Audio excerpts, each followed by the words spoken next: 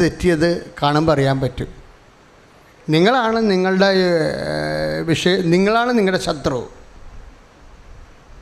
കാര്യം എന്താ? നിങ്ങൾക്ക് തോന്നുമ്പോൾ കിടന്ന് ഉറങ്ങും രാത്രി. ഉടമ്പടി എടുത്ത വ്യക്തിക്ക്, ഇപ്പോൾ ഒരു ഗർഭിണി, അവരോട് എന്താ പറയും? പപ്പങ്ങ കഴിക്കരുത്, ഈന്തപ്പഴം കഴിക്കരുതെന്നൊക്കെ പറയാം അല്ലേ? എന്തെങ്കിലും കുഴപ്പമുണ്ടാകുന്നതിൻ്റെ അർത്ഥം. അതുപോലെ ഉടമ്പടി എടുത്ത വ്യക്തിക്ക് കുറച്ച് ഡിസിപ്ലിൻ ഉണ്ടാകണം. പഴയതുപോലെ മൊബൈൽ നോക്കിയാൽ അല്ലെങ്കിൽ കൊച്ചു കഥയും പറഞ്ഞ് രാത്രി ഒന്നും ഇരിക്കാൻ പറ്റത്തില്ല. ഒരു 9-9:30 ആകുമ്പോൾ മര്യാദ കിടന്ന് ഉറങ്ങാൻ നോക്കണം. കാര്യം എന്താ? 5:30 പ്രഭാത പ്രാർത്ഥനയുള്ളതാണ്, അച്ചടക്കം. അതാണ് വിഷയം അതിൻ്റെ. അപ്പോൾ ദൈവത്തിന് തോന്നും നമ്മൾ വിശ്വസ്തതയാണ്. കാര്യം ഉടമ്പടിയിൽ വരുന്നത് എന്നൊക്കെറിയാമല്ലോ, ഉടമ്പടി പ്രെയർ ഓഫ് ഫിഡലിറ്റിയാണ്. എന്തിൻ്റെയാണ്? വിശ്വസ്തതയുടെ പ്രാർത്ഥനയാണ്, വിശ്വാസത്തിൻ്റെ പ്രാർത്ഥനയല്ല. അപ്പോൾ ഉടമ്പടിയുടെ ഓരോ അംശവും നമ്മൾ എക്സ്പ്രസ് ചെയ്യേണ്ട ഇത് വിശ്വാസമല്ല, എന്താണ്? വിശ്വസ്തത. വളരെ ശ്രദ്ധിക്കണം. നമ്മൾ സാധാരണ പ്രെയർ പോലെയല്ല ഉടമ്പടി. ഉടമ്പടി കവനൻ്റാണ്, അത് ബയലാറ്ററൽ എഗ്രിമെൻ്റാണ്. എഗ്രിമെൻറ്റിൻ്റെ വിഷയം എന്താ? വിശ്വസ്തതയാണ്. ഒന്ന് പ്രാർത്ഥിച്ചേ. കർത്താവായ ദൈവമേ, പരിശുദ്ധ അമ്മ വഴി അങ്ങയോട് ചെയ്ത ഉടമ്പടി പാലിക്കാൻ ആവശ്യമായ വിശ്വസ്തതയാൽ എന്നെ നിറക്കണമേ. Praise the Lord. സ്തുതിക്കട്ടെ. ഹല്ലേലൂയ. കർത്താവേ, കരങ്ങൾ ഉയർത്തിക്കൊണ്ട് സ്തുതിക്കട്ടെ.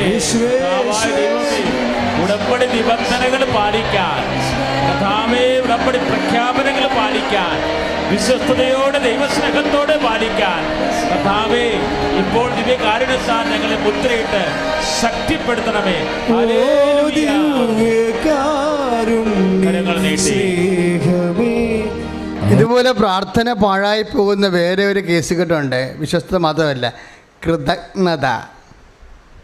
അദ്ദേഹം രണ്ടാമതൊരു വചനം പറഞ്ഞായിരുന്നു, നിങ്ങൾ ശ്രദ്ധിച്ചോന്ന് അറിയത്തില്ല. അത് 16:29 കൃതജ്ഞൻ്റെ പ്രാർത്ഥന. കൃതജ്ഞൻ്റെ പ്രാർത്ഥന എന്താണ്? ശൈത്യകാലത്തിലെ മഞ്ഞുരുക്കം പോലെയാണ്. അതാണ് ജ്ഞാനം 16:29.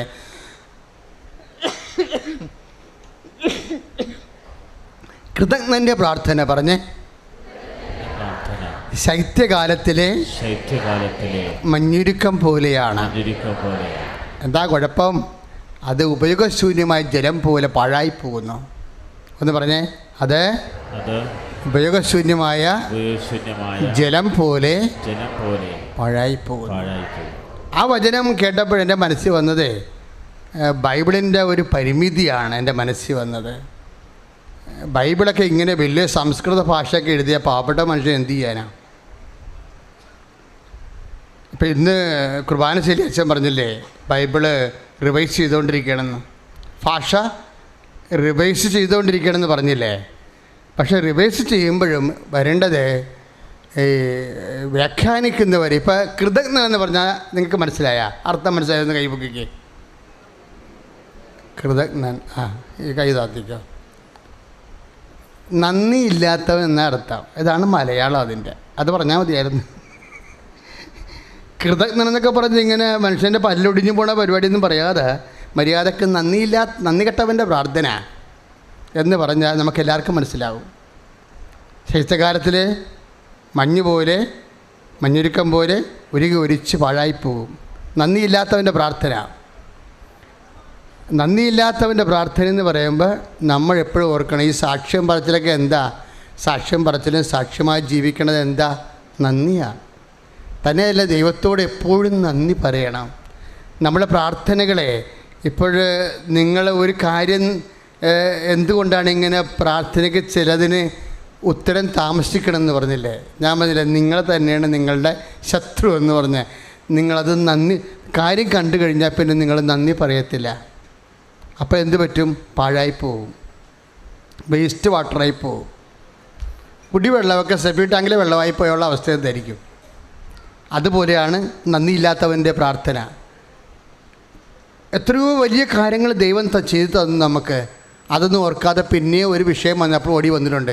ഇനി ഇതിന് സാധിച്ചിട്ട് പോകും, ഒരിക്കലും നന്ദി പറയത്തില്ല. നന്ദി പറയുകയല്ല വേണ്ടത് ദൈവത്തോട്, നന്ദിയുള്ള ജീവിതമാണ് പ്രധാനപ്പെട്ടത്. ഒന്ന് പ്രാർത്ഥിച്ചേ. നല്ലവനായ ദൈവമേ, വാഗൊണ്ട് നന്ദി പറയുന്നതിനേക്കാൾ നന്ദിയുള്ള ജീവിതം ജീവിക്കുവാൻ കൂടി എന്നെ അഭിഷേകം ചെയ്യണമേ. അപ്പോഴെല്ലാം ഞാൻ സാധാരണ ഉപയോഗിക്കുന്ന ഭാഷ നാട്ടുഭാഷയാണ് അല്ലേ. നാട്ടുഭാഷ എന്താ ഉപയോഗിക്കുന്നത്? നമ്മുടെ ചിലപ്പോൾ 2ാം ക്ലാസ്സും 1ാം ക്ലാസ്സൊക്കെ പഠിക്കുന്ന ആൾക്കാരുണ്ടാവും, ചിലപ്പോൾ IAS-കാരുണ്ടാവും. പക്ഷേ IAS-കാരുടെ ഭാഷ ഉപയോഗിച്ച് കഴിഞ്ഞാൽ നാട്ടുകാർക്ക് മനസ്സിലാകത്തില്ല നാട്ടുഭാഷ. ഇപ്പോൾ ബൈബിൾ ഉപയോഗിക്കുമ്പോൾ എപ്പോഴും സാധാരണ കോമൺ ആയിട്ടുള്ള ലാംഗ്വേജ് ഉപയോഗിക്കണം. തന്നെയല്ല നാട്ടുഭാഷക്കുള്ള പ്രശ്നം ഇത് പെട്ടെന്ന് ഇങ്ങനെ റീച്ച് ചെയ്യും. ഇപ്പോൾ തന്നെ ഉദാഹരണത്തിന് ഞാനത് കൃതജ്ഞത കേട്ടപ്പോൾ എൻ്റെ മനസ്സിൽ വന്നത് എന്താണെന്നറിയാമോ? ഈശോയുടെ ഈ ശൂന്യവൽക്കരണം എന്ന് പറയുന്ന മഹാസംഭവമില്ലേ, അങ്ങനെയൊക്കെയാണ് അതിനെക്കുറിച്ച് പറയണത്. വെറുമയാക്കി എന്നാണ് അർത്ഥം. നാട്ടുഭാഷയെ പറഞ്ഞാൽ വെറുമയാക്കി. ഈ വെറുമയാക്കിയെന്ന് വെച്ചാൽ പ്രകൃത്യ അവൻ ദൈവത്തോടുള്ള സമാനത മുറുകെ പിടിക്കേണ്ട കാര്യമായി അവൻ പരിഗണിക്കാതെ ദാസനായി. ഇപ്പം പരിഗണിക്കാതെ എന്നില്ലേ, കർത്താവിൻ്റെ പൊസിഷൻ പരിഗണിച്ചില്ല. അത് പരിഗണിച്ചെങ്കിൽ നമ്മുടെ കാര്യമൊക്കെ കട്ടപ്പോകുകയായിരുന്നു അല്ലേ. അവൻ പരിഗണിക്കാൻ അത് വായിക്കുമ്പോൾ അതിൻ്റെ ഒരു നാട്ടുഭാഷയുണ്ട്. എന്താണത്? അവനത് വിട്ടുകളഞ്ഞെന്ന് ആൾക്കാർ സംസാ വിട്ടുകളാ. നമ്മളൊരു ഇഷ്യൂ ഉണ്ടാക്കുമ്പോൾ പറയാൻ എന്താണ്? അത് വിട്ടുകളയാൻ പറയും. അതാണ് അതിൻ്റെ നാട്ടുഭാഷ. പരിഗണിക്കാതെ എന്ന് പറയുന്നതിൻ്റെ പോളിഷ് ലാംഗ്വേജിൻ്റെ കൺട്രി ലാംഗ്വേജ് എന്താണ്? വിട്ടുകളയെന്നുള്ളതാണ്. പല കാര്യങ്ങളും ഉടമ്പടിയിലിരിക്കുന്ന ആൾക്കാരെ വിശ്വസ്തതയാണ് കാണിക്കേണ്ടത്. അവർ നന്ദിയുള്ള ജീവിതമാണ് ജീവിക്കേണ്ടതെന്ന് പറഞ്ഞില്ലേ. അതെന്താ നന്ദിയുള്ള ജീവിതം എന്ന് പറയണത്? നമുക്ക് ദൈവത്തോട് നന്ദിയുള്ള ജീവിതം എന്ന് പറഞ്ഞാൽ കർത്താവിൻ്റെ വചനങ്ങളൊക്കെ കേട്ട് പൈസ എന്നാ പറഞ്ഞത്? നിങ്ങൾ എന്നിൽ നിന്ന് പഠിക്കുവിൻ അല്ലേ. അതിൻ്റെ കുറേ കാര്യങ്ങളുണ്ട്. ഇപ്പോൾ 11:29 ഞാൻ മത്തായിയുടെ സുവിശേഷം അല്ലേ, ഒന്ന് പറഞ്ഞേ.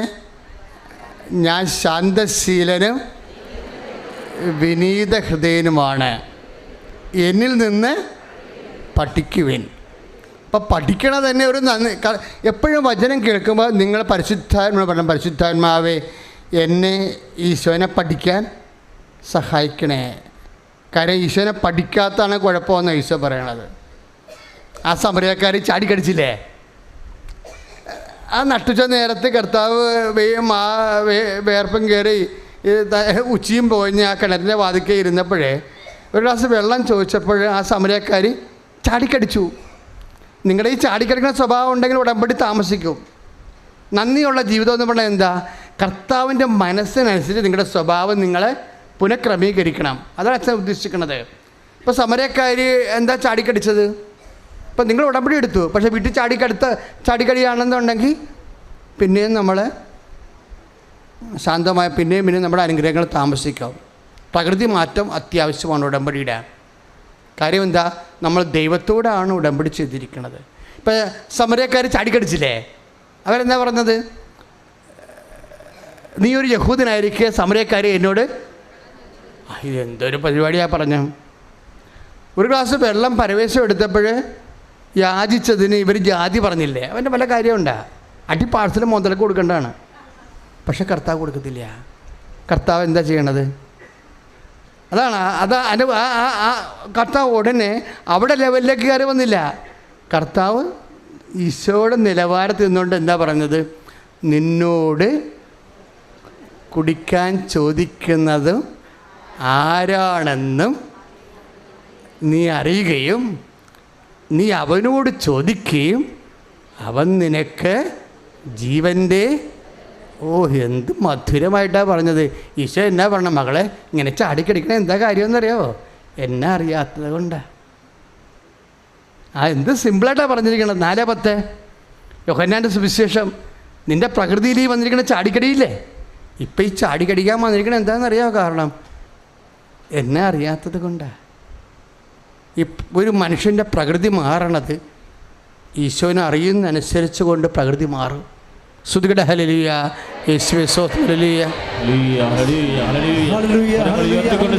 കർത്താവായ ദൈവമേ, അങ്ങയെ അറിഞ്ഞു ജീവിക്കാൻ അങ്ങയുടെ വചനത്തിൽ വേരൂന്നി ജീവിക്കാൻ കർത്താവേ, അങ്ങയുടെ വചനത്തിന് പ്രബോധനം ഉൾക്കൊള്ളാൻ കൃപ ചൊരിയണമേ. അഭിഷേക വചനത്താൽ പരമദിവ്യകാരുണ്യത്തിന് ആരാധനയും സ്തുതിയും പുകഴ്ചയുണ്ടായിരിക്കട്ടെ. അപ്പോൾ യോഹന്നാൻ 4:10 ഈശോ പറഞ്ഞില്ലേ, എന്നെ അറിയാത്തതാണ് നിൻ്റെ എല്ലാ പ്രശ്നങ്ങൾക്കും കാരണം. അതാണ് ഈശോ പറഞ്ഞത്. എന്നെ അറിയാത്തതാണ് നിൻ്റെ എല്ലാ പ്രശ്നങ്ങൾക്കും കാരണം. അത് വലിയൊരു മർമ്മമാണ് കേട്ടോ. അതാണ് ഈശോ പറഞ്ഞത്, എന്നെ പഠിക്കൂ, എന്നെ പഠിക്കൂ എന്ന് പറയും. അറിയാത്തവരെന്താ ചെയ്യേണ്ടത്? അറിയാത്തവരെന്നാ ചെയ്യേണ്ടത്? പഠിക്കണം. അതുകൊണ്ടാണ് ഈശോ പറഞ്ഞത്, എന്നെ പഠിക്കൂ. എന്താ പഠിക്കേണ്ടത്? ഞാൻ ശാന്തശീലനാണ്, പിന്നെന്താണ്? വിനീത ഹൃദയനാണ്, എന്നിൽ നിന്ന് പഠിക്കുവിൻ. അപ്പോൾ നിങ്ങൾക്ക് എന്ത് സംഭവിക്കും? ആശ്വാസം ലഭിക്കും. ദൈവികമായ ആശ്വാസത്തിൻ്റെ എല്ലാം അടിസ്ഥാനം ഈശോയെ പഠിക്കലാണ്. കൈ അടിച്ച് കർത്താവ്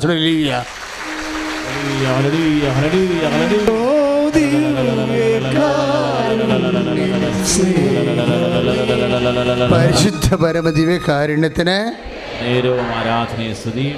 അപ്പം നമ്മൾ യോഹന്നാൻ 4:10, മത്തായി 11:29 ഇന്റർകണക്റ്റഡാണ്. കർത്താവ് പറയും, നിൻ്റെ മുഴുവൻ പ്രശ്നങ്ങളുടെ പരിഹാരം എന്താ? എന്നെ അറിയാത്തതാണ്. എന്നെ അറിയണമെങ്കിൽ എന്താ ചെയ്യേണ്ടത്? എന്നെ പഠിക്കണം. എന്താണ് പഠിക്കേണ്ടത്? ഞാൻ ശാന്തശീലനാണെന്ന് പഠിക്കണം. എന്താണ് ശാന്തശീലൻ എന്ന് പറയുമ്പോൾ?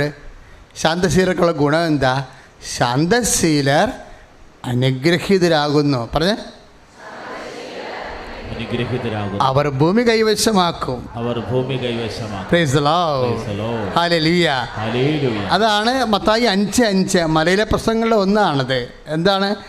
നമ്മൾ ശാന്തശീല വ്യഗ്രതയാണ് പ്രശ്നം ഇല്ലേ? ഹാർട്ട് അറ്റാക്കും അൾസറും ഉണ്ടാകണത് എന്താണ്? വ്യഗ്രത കൊണ്ടല്ലേ അല്ലേ? അപ്പം വ്യഗ്രതയ്ക്കെതിരാണ് എന്താണ്? ശാന്തശീല. ഈ ശാന്തശീല എങ്ങനെ? ഈ മത്തായി 5:5 ഭൂമി എന്ന് പറയുന്നത് എന്താണ്? ജീവിത ലക്ഷ്യം. ഈ ജീവിത ലക്ഷ്യം നമ്മൾ കൈവശമാക്കണമെങ്കിൽ എന്ത് ചെയ്യണം? ശാന്തത ശീലമാക്കണം. എങ്ങനെയാണ് ഈ ശാന്തശീലമാക്കണത്? ഈശോയെ സ്നേഹിക്കുമ്പോഴാണ് ശാന്തശീലം ഉണ്ടാകുന്നത്. എന്താണ്? നമ്മൾ ഉടമ്പടി ചെയ്യുമ്പോൾ എന്താ ചെയ്യണത്? പരിശുദ്ധ അമ്മ വഴി നമ്മുടെ ജോലി, വീട്, വിവാഹം എല്ലാം ഈശോയ്ക്ക് ഏൽപ്പിക്കുന്നു. നമ്മൾ സാക്ഷ്യങ്ങൾ എന്തുമാത്രം കേട്ടു. ഇപ്പം ഇന്നത്തെ സാക്ഷ്യത്തിൽ ഞാൻ പത്രത്തെഴുതി കൊടുത്തതാണോ നിങ്ങളിവിടെ കേട്ടതാണോ എന്ന് അറിയത്തില്ല. 49 വയസ്സൊക്കെ ഉള്ള ആൾ വിവാഹം കഴിച്ചിട്ടുണ്ട്. ഇവിടെ പറഞ്ഞാണോ സാക്ഷ്യം? ഇവിടെ പറഞ്ഞതാണോ? ശരി. അപ്പം എന്താ 2 സാക്ഷ്യം ഒരുമിച്ച് നോക്കിക്കൊണ്ടിരിക്കുന്നത് അവിടെ. അപ്പോൾ 49 വയസ്സ്. ഇന്നാളെ കേട്ടത് 46 വയസ്സാണ് കേട്ടത്. 46 വയസ്സുള്ളവർ വിവാഹം കഴിച്ച്. ഇപ്പം നമ്മൾ കേട്ടത് 49 വയസ്സ്. അപ്പോൾ ഈ ഉടമ്പടിയുടെ റേഞ്ച് വേണ പൂക്കുണ്ടല്ലേ. പണ്ടൊക്കെ ഞങ്ങൾക്ക് 35 വയസ്സുള്ളവർ കല്യാണം കഴിച്ചെന്ന് കേട്ടാൽ ഞാൻ ഉടനെ ആ സാക്ഷ്യം ഭയങ്കര സന്തോഷത്തോടെ സൈൻ ചെയ്യുമായിരുന്നു. അതിനെയും കവഴിഞ്ഞാണിത് വരണത്. അതുപോലെ മക്കളില്ലാത്ത ആൾക്കാർ തന്നെ 20 വർഷമായിട്ട് മക്കളില്ലാത്തവരെ ഉടമ്പടി പുതുക്കി കഴിയുമ്പോൾ എങ്ങനെയാണ് 2 കുഞ്ഞുങ്ങളെ ഗർഭം ധരിക്കണത്? അതിൻ്റെ അർത്ഥം എന്താണ്? അതാണ് 2 കുഞ്ഞുങ്ങളുമായിട്ട് സാക്ഷ്യം പറഞ്ഞില്ലേ. ഈ മാസം ആദ്യം 2 കുഞ്ഞുങ്ങളുമായിട്ട് ഉടമ്പടി. അവർക്ക് 20 വർഷമായിട്ട് മക്കളില്ല. ഉടമ്പടി പുതുക്കി കഴിഞ്ഞപ്പോൾ ആ ആഴ്ചയിൽ അവർക്ക് കർത്താവ് കുഞ്ഞിനെ കൊടുത്തു, 2 കുഞ്ഞുങ്ങളെ കൊടുത്തു. അപ്പോഴെന്താ പ്രശ്നം? ശാന്തശീലത എന്ന് പറയണത് ശാന്തതയുടെ ഉള്ളിലെ എന്താ സംഭവം? എന്താണ് ശാന്തത? I am meek and humble എന്നാണ് ഈശോ പറഞ്ഞിരിക്കുന്നത്. ഈ 2 സ്വഭാവം വെരി സീരിയസ് ആണ്. കർത്താവുമായിട്ട് ഡീല് ചെയ്യണമെന്നുണ്ടെങ്കിൽ ഈ 2 സ്വഭാവം നമ്മൾ കാലാന്തരത്തിൽ സംശീകരിക്കണം. ഒന്നെന്താണ്? മീക്ക് എന്ന് വെച്ചാൽ ശാന്തശീലത. മറ്റെന്താണ്? ഹംബിൾ, വിനയം, എളിമ. ഈ എളിമയാണ് ഈ വിട്ടുകളയെന്ന് പറയുന്ന സംഭവം. മനസ്സിലായ? നമ്മൾ ആരോ ആണെന്ന് നമ്മൾ ധരിക്കുമ്പോഴാണ് നമുക്ക് എളിമ നഷ്ടപ്പെടുന്നത്. എൻ്റെ മക്കൾ മനസ്സിലാക്കണം. ഉടമ്പടി ഒഴുകി വരണ്ടേ മക്കളെ? ദൈവം വിനയമുള്ളവർക്ക് കൃപ നൽകുന്നു എന്നല്ലേ പറയണത്, അല്ലേ? നമ്മൾ പത്രോസിൻ്റെ 5 വായിക്കുമ്പോഴും യാക്കോബിൻ്റെ 4-6 വായിക്കുമ്പോഴും ലേഖനങ്ങൾ വായിക്കുമ്പോഴേ ദൈവം എളിമയുള്ളവർക്ക് കൃപ നൽകുന്നു. പക്ഷേ എളിമ എങ്ങനെ ഉണ്ടാകും? നമ്മൾ ആരോ ആണെന്ന് ഉള്ള നിലവാരത്തിൽ നിന്നാണ് താഴേക്ക് വരേണ്ടത്. അതാണ് കർത്താവ് താഴേക്ക് വന്നത്, വിട്ടുകളഞ്ഞു. അവൻ പ്രകൃത്യ ദൈവമായിരിക്കവേ ദൈവത്തോടുള്ള സമാനത മുറുകെ പിടിക്കേണ്ട കാര്യമായി അവൻ പരിഗണിച്ചില്ല, വിട്ടുകളഞ്ഞെന്ന്. ഇപ്പം നിന്നോടൊരാൾ അപമര്യാദയായിട്ട് പെരുമാറി. ഞാൻ ചില സമയത്ത് ഓർക്കുകയെ, എൻ്റെ ചേട്ടായി, എൻ്റെ അപ്പം മരിച്ചതാണ്, ഞാൻ മരിച്ചു കഴിഞ്ഞാൽ സെമിനാരി ചേർന്നത്. എൻ്റെ ചേട്ടായിയാണ് പിന്നെ എല്ലാം നോക്കിയത്. പക്ഷേ എൻ്റെ പട്ടത്തിൻ്റെ ഒരു 2-3 മാസം മുമ്പ് ആൾ നാടി വിട്ടുപോയി. ഞാൻ ഒറ്റക്കായിപ്പോയി. അന്ന് വീടും എല്ലാം ഉറഞ്ഞതായിരുന്നു. പിന്നെ സെമിനാരിന്ന് ലീവെടുത്ത് വന്ന് കുറേ ബന്ധുക്കളോടൊക്കെ കടം വാങ്ങിച്ച് ഒറ്റക്ക് നിന്നാണ് കുറച്ച് ആൾക്കാരുടെ ഈ വീട് പണിത് കൂട്ടി ഒരു കണക്കിന് തല്ലിക്കൂട്ടി എടുത്ത് 10 മനുഷ്യർ വന്നതല്ലേ. നിങ്ങളെന്ത് പറഞ്ഞാലും എനിക്ക് മനസ്സിലാകുവേ, ഞാൻ വന്നൊരു വഴിയുണ്ട്. അന്ന് ഇവർ 2 പേരേ ഉണ്ടായിരുന്നുള്ളൂ. പിന്നീട് എനിക്ക് തോന്നി അവർ മതിയെന്ന്. നിങ്ങൾക്കും ഒരു വിഷയം വരുമ്പോൾ നിങ്ങൾ ഇവരെയാണ് ഞാൻ പ്രൊമോട്ട് ചെയ്ത് തരണത്, ഇവർ മതിയെന്ന്. ബാക്കി ആരോടും പരിഭവമില്ല, പരാതിയില്ല.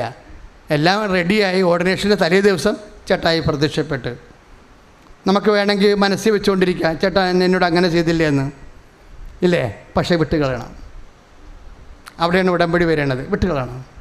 ഒന്നും മനസ്സിൽ വെച്ചുകൊണ്ടിരിക്കരുത്, അതെല്ലാം വിട്ടുകളയണം.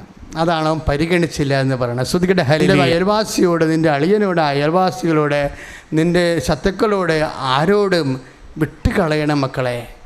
എന്തെങ്കിലും മനസ്സിലുണ്ടെങ്കിലേ കർത്താവിനെ പ്രതി വിട്ടുകളയണം. എന്താണ്? എന്നിൽ നിന്ന് പഠിക്കുവേൻ. നമുക്ക് വേറെ ആരുടെയൊന്നും പഠിക്കാനില്ല. ഈശ്വരനെ പഠിക്കാനുള്ള ഏറ്റവും വലിയ എന്താണെന്നറിയാവോ? സെൻറ്റ് പോൾ പറയാൻ മറന്നു പോയതോ, സെൻറ്റ് പോളിനോട് പരിശുദ്ധാത്മാവ് സ്നേഹത്തെക്കുറിച്ച് തോരാതെ സെൻറ്റ് പോൾ പറയും. സ്നേഹം എന്താണ്?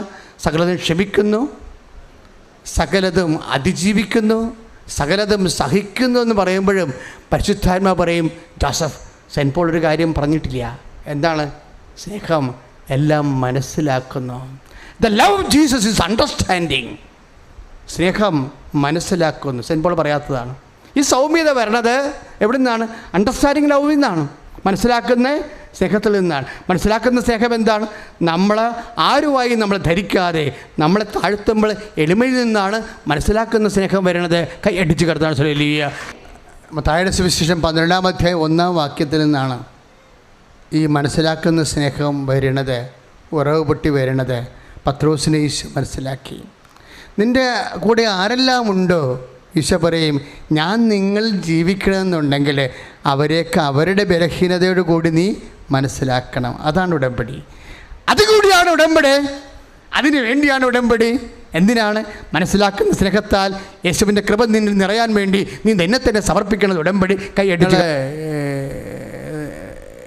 ഈശോ ഇപ്പം ഉടമ്പടി നിങ്ങൾക്ക് കുറേ ലക്ഷ്യങ്ങളുണ്ടല്ലേ. ഇതെല്ലാം പരിശുദ്ധ അമ്മ ജീവനോടെ പ്രത്യക്ഷപ്പെടി മണ്ണിലെ അമ്മയുടെ മധ്യസ്ഥത്തിൽ കർത്താവിനോട് ചെയ്തിരിക്കുന്നതാണ്. അതാത് കാലത്ത് ദൈവം നിനക്ക് നിറവേറ്റിത്തരും. പക്ഷെ നിൻ്റെ ലക്ഷ്യം എന്താണ്?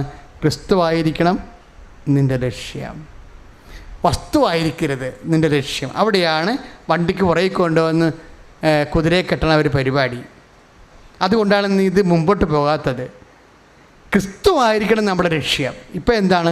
വസ്തുവാണ് നമ്മുടെ ലക്ഷ്യം. ഓരോ വസ്തുക്കളില്ല, ഓരോ സംഭവങ്ങൾ. അങ്ങനെയല്ല, ക്രിസ്തുവായിരിക്കണം. ഒന്ന് പ്രാർത്ഥിച്ചേ. കർത്താവായ ദൈവമേ, അങ്ങേ ലക്ഷ്യമാക്കി ജീവിക്കുവാൻ, അങ്ങേ മാത്രം ലക്ഷ്യമാക്കി ജീവിക്കുവാൻ എന്നെ അഭിഷേകം ചെയ്യണമേ. സ്നേഹത്താൽ അഭിഷേകം ചെയ്യണമേ, സൗമ്യതയിൽ അഭിഷേകം ചെയ്യണമേ, ശാന്തതയിൽ അഭിഷേകം ചെയ്യണമേ, എളിമയിൽ അഭിഷേകം ചെയ്യണമേ. ശ്രുതികട ഹല്ലേലൂയ.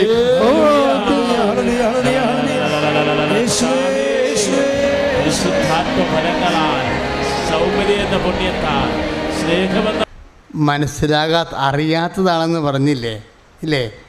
ഇതുപോലും ഈശോ പോലും ഒരു പരിശുദ്ധാത്മാവിൻ്റെ ഒരു പൂർണ്ണതയിലാണ് വചനത്തിൻ്റെ, സത്യത്തിൻ്റെ സൂര്യനിലേക്ക് എത്തിച്ചേരണത്.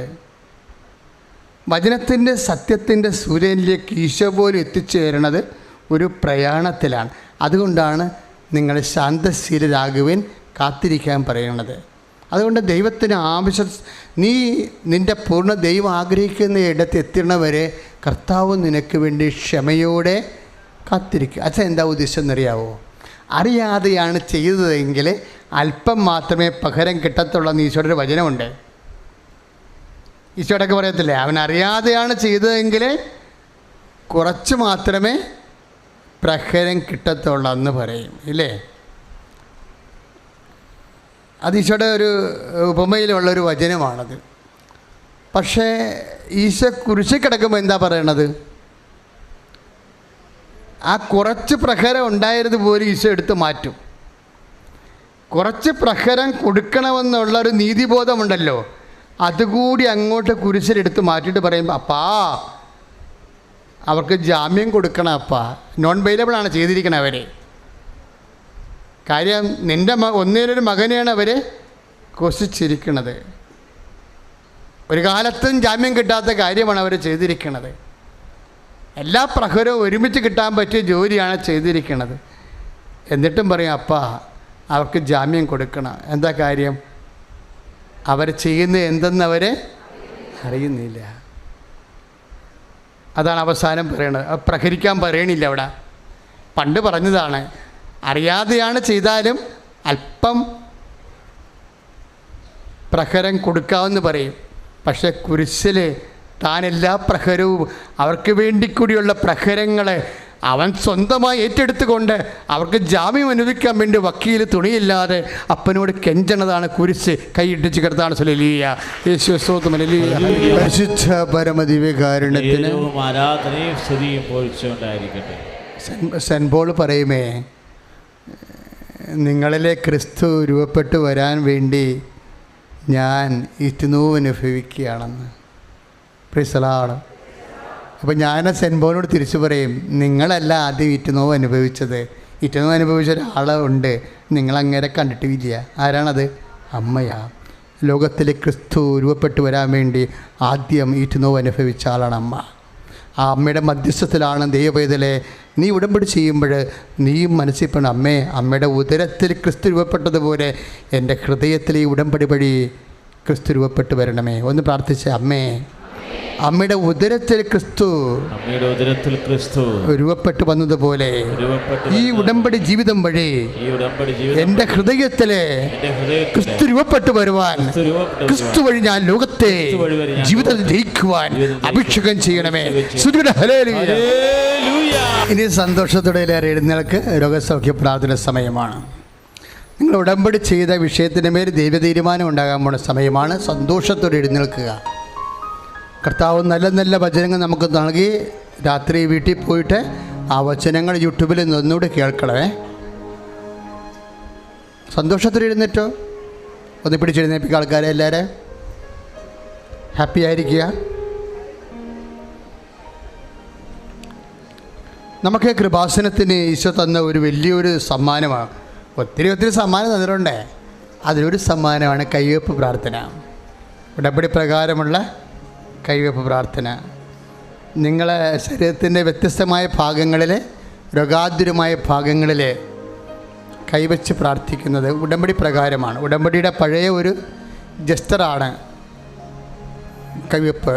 അച്ഛനിടയ്ക്ക് പറയാറുണ്ടത്, അബ്രഹാം തൻ്റെ മകൻ ഇസഹാക്കിന് വേണ്ടി റബേക്കയെ തിരക്കി ഫ്രിത്തിനെ വിടുമ്പോൾ അവനുമായിട്ട് ഉടമ്പടി ചെയ്യുന്ന തുടയുടെ കീഴിൽ കൈവച്ചുകൊണ്ടാണ്. ഉടമ്പടിയുടെ ഒരു മാനറിസമാണ് കൈവെപ്പ്. അപ്പോൾ നമ്മളിപ്പോൾ കൈവെക്കാൻ പോകുന്നത് എവിടെയാ?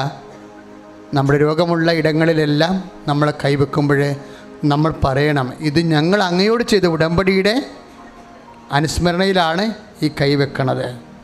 മാതാവിൻ്റെ മധ്യസ്ഥത്തിൽ ഈശോയുടെ നാമത്തിലാണ് നമ്മൾ കൈവെക്കണത്.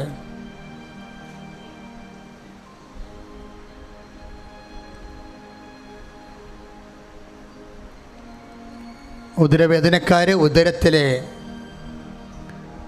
കൈവെക്കേണ്ടതാണ്. ഉദരവേദന പലതരത്തിലുണ്ട്. ഒത്തിരിയേറെ സിസ്റ്റുകൾ, മുഴകളെല്ലാം ഒരു നിമിഷം കൊണ്ട് അപ്രത്യക്ഷമായ സാക്ഷ്യങ്ങൾ നമ്മൾ കേട്ടതാണ്. തൈറോയ്ഡ് ഓപ്പറേഷൻ ചെയ്യാതെ പ്രാർത്ഥനാ സമയം പൊട്ടി ഒലിച്ചു പോയി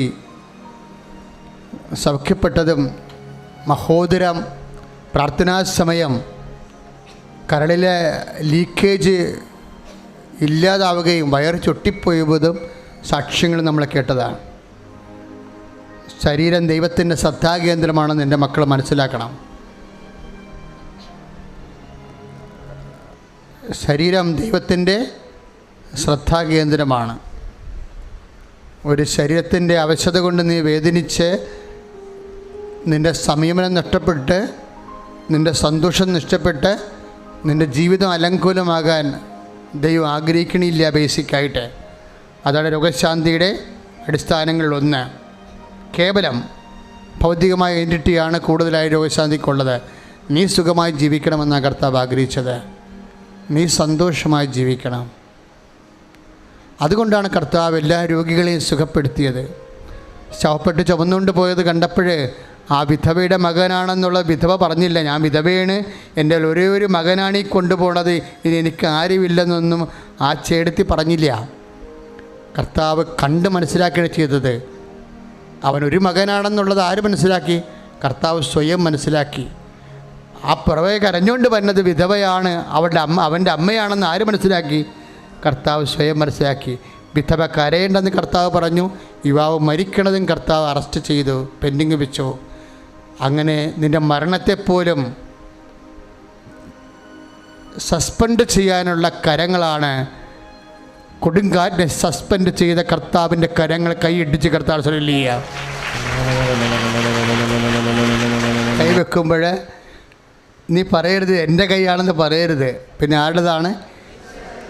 എൻ്റെ കർത്താവിലുള്ള വിശ്വാസത്താൽ അവൻ്റെ കൈയാണിതെന്ന്.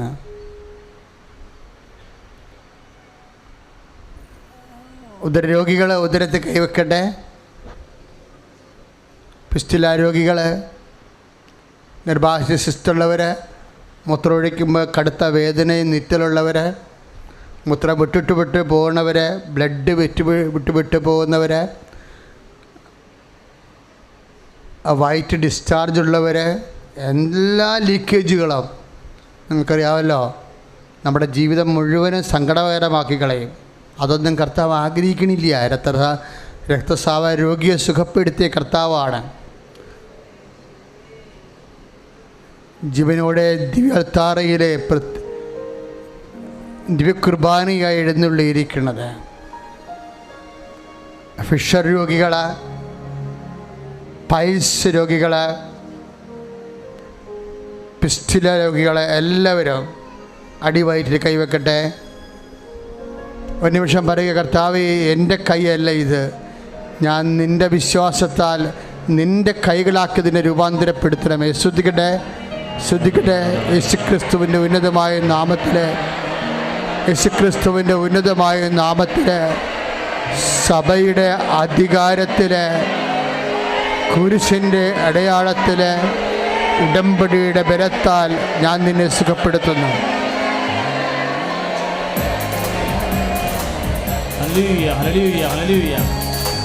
കൊണ്ട് ദൈവത്തെ വാഴ്ത്തിപ്പാടുകയാണ്. രോഗമെല്ലാം മാറിടട്ടെ, കഷ്ടമെല്ലാം നീങ്ങിടട്ടെ.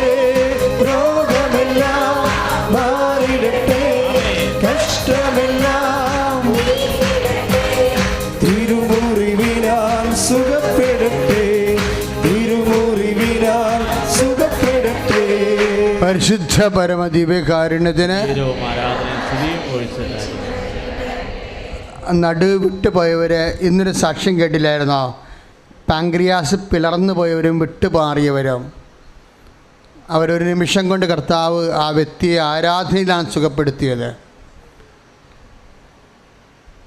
അതാണ് നിൻ്റെ ആന്തരിക അവയവത്തിൻ്റെ അവസ്ഥ എന്തു തന്നെയായാലും. ഈ ലോകത്ത് അമ്മ പ്രത്യക്ഷപ്പെട്ട ഒരുപക്ഷെ ഏറ്റവും അടുത്ത് പ്രത്യക്ഷപ്പെട്ട ഒരേ ഒരു സ്ഥലമാണിത്. അമ്മ പ്രത്യക്ഷപ്പെട്ട മരീൻ അപ്പാരിഷൻസ് എല്ലാം ഒന്നെങ്കിൽ 30 മീറ്റർ അകലെ, അല്ലെങ്കിൽ 20 മീറ്റർ അകലെ, അല്ലെങ്കിൽ ആയിരക്കണക്കിന് മീറ്റർ ആകാശത്തിലായിരിക്കും. ഇതങ്ങനെയല്ല. അടുത്തറയിൽ എനിക്ക് വേണേൽ അമ്മയെ തൊടാമായിരുന്നു. വെറും 1 മീറ്ററേ ഉണ്ടായിരുന്നുള്ളൂ. ഒരു പക്ഷേ ലോകത്തിലെ കത്തോലിക്ക പുരോഹിതരിൽ അമ്മ പ്രത്യക്ഷപ്പെട്ട ഒരു അപൂർവ ആൾത്താരയാണിത്. അതുകൊണ്ടാണ് ഈ പ്രത്യക്ഷയുടെ പ്രാർത്ഥനയ്ക്ക് ഇത്രയും പവർ. എന്താണ് ആ പ്രത്യക്ഷയുടെ പ്രാർത്ഥനയാണ് സഭയുടെ മാതാവിൻ്റെ പ്രത്യക്ഷപ്പെടൽ പഠിക്കാൻ വേണ്ടി, സഭ പഠിക്കാൻ വേണ്ടി പ്രാർത്ഥിക്കുന്നത്. അതാണ് പ്രത്യക്ഷയുടെ പ്രാർത്ഥനയുടെ മർമ്മം. ഇപ്പോഴും നമ്മൾ കൈവെക്കാൻ പോകുന്നത് നടുവെല്ലിലാണ്. ചില ആൾക്കാർ പറയല്ലേ എൻ്റെ നടുവ് വളഞ്ഞതാണ്. ഇപ്പം ഇന്നൊരു സാക്ഷി നമ്മൾ കേട്ടില്ലേ, വളഞ്ഞ കാല് നേരെയായത് അല്ലേ. അസ്ഥികൾ നേരെയാക്കുന്ന കുറേ സാക്ഷ്യങ്ങൾ ഇവിടെ ഇതിക്ക് മുമ്പ് വന്നിട്ടുണ്ട്. അതൊന്നും നിങ്ങൾ അതിൻ്റെ റീസൺ അല്ല എടുക്കേണ്ടത്. വൈദ്യശാസ്ത്രം ഒത്തിരി റീസൺ പറയും, അത് എല്ല് നേരെയാക്കണമെങ്കിൽ എന്തൊക്കെ ചെയ്യണമെന്ന്. അത് അവരുടെ ഡ്യൂട്ടിയാണ്. പക്ഷെ അൾത്താരയിൽ വൈദ്യശാസ്ത്രമല്ല നോക്കണത്, ഉടമ്പടിയുടെ മെരിറ്റാണ്. ഉടമ്പടിയുടെ മർമ്മം എന്താ? ഉടമ്പടിക്കൊരു ശാസ്ത്രമുണ്ട്. എന്താണത്? Not by merit but by grace. അതാണ് ഡിക്റ്റം. നിൻ്റെ മെരിറ്റിലല്ല, നിൻ്റെ കഴിവിലല്ല, എൻ്റെ കൃപയിൽ. അതുകൊണ്ടാണ് 39 പ്രാവശ്യം IELTS തോറ്റവർ, 38 പ്രാവശ്യം IELTS തോറ്റവർ 30 ഉടമ്പടി എടുത്തതിന് ശേഷം ജയിക്കണത്. 38 പ്രാവശ്യം തോറ്റ ആൾ തന്നെയല്ലേ അത്. അയാൾക്ക് 39 പ്രാവശ്യം തോക്കണേ കുഴപ്പമില്ലല്ലോ. അയാൾക്ക് അതാണ് കപ്പാസിറ്റി. അപ്പം അയാളുടെ കപ്പാസിറ്റിയിലല്ല ഇത് വർക്ക് ചെയ്യണത്, ദൈവത്തിൻ്റെ കപ്പാസിറ്റിയിലാണ്, കഴിവിലാണ്. അതാണ് not by merit but by grace. ബൈബിളൊക്കെ ഞാൻ ചെയ്യണ പോലെ നിങ്ങൾ ചെയ്യണം. എന്താ ചെയ്യണത്? ബൈബിള് അതുപോലെ അങ്ങ് വിശ്വസിക്കും. ആ വാക്കിൽ എന്താ എഴുതിയിരിക്കണത് അതതുപോലെ വിശ്വസിക്കും. അവിടെ യുക്തിയൊന്നും കൊണ്ടുവരത്തില്ല. ദൈവത്തിൻ്റെ സ്നേഹമയ. മുട്ട വിരിയണത് എങ്ങനെയാണ്? തളക്കോയുടെ ചൂട് കൊണ്ടാണ്. വചനം വിരിയണത് എങ്ങനെയാണ്? ദൈവത്തോടെ സ്നേഹത്തിൻ്റെ ചൂട് കൊണ്ടാണ്. ശ്രുതികട ഹല്ലേലൂയ, യേശുവേ ഹല്ലേലൂയ, ഹല്ലേലൂയ.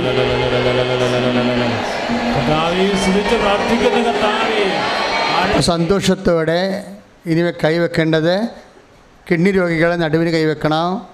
2 കൈ വെക്കണ്ട, 1 കൈ ഫ്രീ ആക്കണം. വേറെ എവിടെയെങ്കിലും രോഗം ഉണ്ടെങ്കിൽ അവിടെ വെക്കണം. നെഞ്ചുവേദനക്കാരെ ഉണ്ടാകും. കരൾ രോഗികളെ, പാങ്ക്രിയാസ് രോഗികളെ ഇടത് നെഞ്ചിൻ്റെ താഴെ കൈവെക്കണം. നെഞ്ചുവേദനക്കാരെ, ഹൃദയരോഗികളെ, കരൾ രോഗികളൊക്കെ നെഞ്ചിൻ്റെ പൊട്ടിന് കൈവെക്കണം.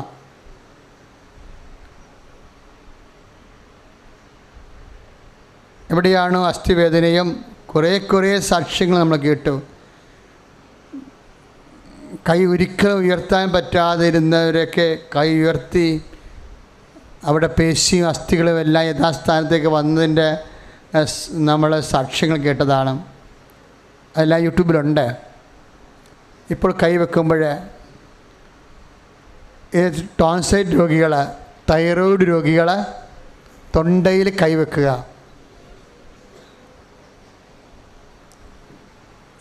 എന്നിട്ട് പറയണം, ഈശോൻ്റെ നാമത്തിലാണ് ഞാൻ ഈ കൈവച്ചിരിക്കണ കർത്താവ്, ഈ കൈ നിൻ്റെ കൈയായി മാറ്റണമേ എന്ന് പ്രാർത്ഥിക്കണം. അമ്മേ മധ്യസ്ഥം വഹിക്കണമേ എന്നും പ്രാർത്ഥിക്കണം. എണ്ടികൾ, കണ്ണ്, മൂക്ക്, ചെവിയെല്ലാം അവർ നെറ്റിയിലാണ് കൈവെക്കേണ്ടത്.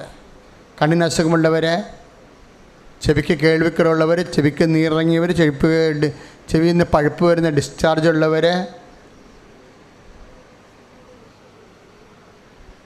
മൂക്കിനും മുഖത്തിനുമൊക്കെ വിഷമങ്ങളുള്ളവർ നെറ്റിയിലാണ് ഇപ്പോഴും കൈവെക്കേണ്ടത്.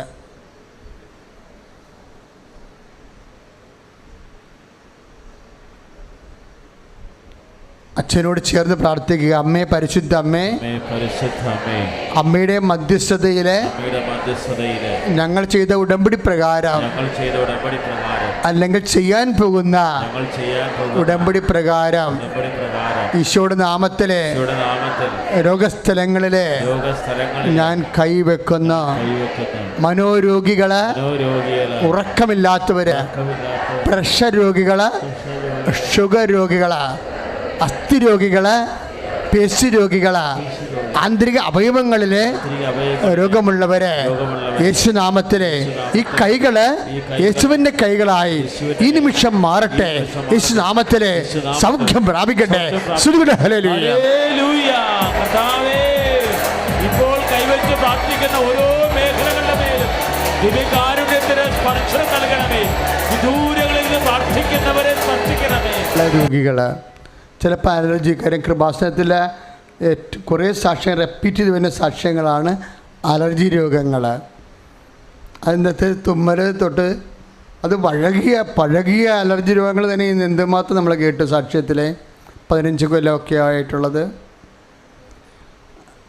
അതുപോലെ തന്നെ സ്നഫ് അലർജി, പൊടി അലർജി, ക്ലൈമറ്റ് ചേഞ്ച് ചെയ്ത് വരുമ്പോൾ ഉണ്ടാകുന്ന അലർജി, കാലാവസ്ഥയുടെ അലർജി, അന്തരീക്ഷത്തിൻ്റെ ടെമ്പറേച്ചർ ചേഞ്ച് ചെയ്യുമ്പോൾ ഉണ്ടാകുന്ന അലർജി, ഇങ്ങനെ പലതരം അലർജികളുള്ള അവർക്ക് വേണ്ടി പ്രാർത്ഥിക്കേണ്ട സമയമാണിത്. ഇത് അലർജി വരാത്തവർക്ക് തോന്നും ഇതെന്നാ അതൊക്കെ വലിയ കാര്യമാണെന്ന്. പക്ഷേ വന്ന് നോക്കണം, വിവരറിയണമെങ്കിൽ ഒന്നും ചെയ്യാൻ പറ്റത്തില്ല. വല്ല പുഴയിലും എടുത്ത് ചാടാൻ തോന്നിപ്പോകും. അത്രയും വിഷമമാണ് അലർജിക്കാർ അനുഭവിക്കുന്നത്. അപ്പോൾ അവരെങ്ങനെയാണ് കൈവെക്കേണ്ടതെന്ന് ഞാൻ പറഞ്ഞു തരാം. അതൊക്കെ അച്ഛൻ പറഞ്ഞെല്ലാം കേൾക്കണം. വാതരോഗികളുണ്ട്. പിന്നെ വാതരോഗം ശരീരം മൊത്തം തന്നെ രോഗമാണ്. പിന്നെ തലച്ചൂട് കൊണ്ട് ഉറങ്ങാൻ പറ്റാത്തവർ, പിന്നെ മുടിക്കൊഴിച്ചിലുള്ളവർ, ഇതൊന്നും ഒരു കൃപാസനത്തിൽ നിങ്ങൾക്കറിയാമല്ലോ, ഇതെല്ലാം ദൈവം നമുക്ക് തന്നതല്ലേ. അപ്പോൾ ഒന്നും നിസ്സാരമല്ലെന്നർത്ഥം. അതാണ് ഈശോ പറഞ്ഞത്, നിൻ്റെ ഒരു മുടി കൊഴിയുമ്പോൾ ഞാൻ അറിയുന്നു എന്ന്. എന്താ പറയുന്നത്? അത് പ്രധാനപ്പെട്ട കാര്യമായതുകൊണ്ടാണ്. ദൈവത്തിന് വലിയ പ്രധാനപ്പെട്ട കാര്യമാണ്.